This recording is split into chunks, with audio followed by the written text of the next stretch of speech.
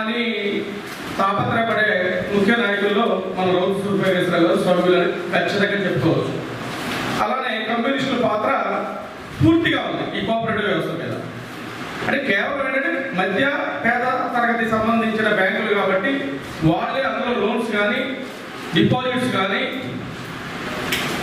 SP transaction కానీ ఎక్కువగా వాళ్ళే చేసేవారు.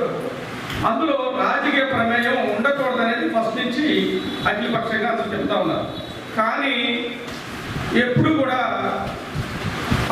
ప్రభుత్వ దాని సపోర్ట్ లేకుండా జరగట్లేదు.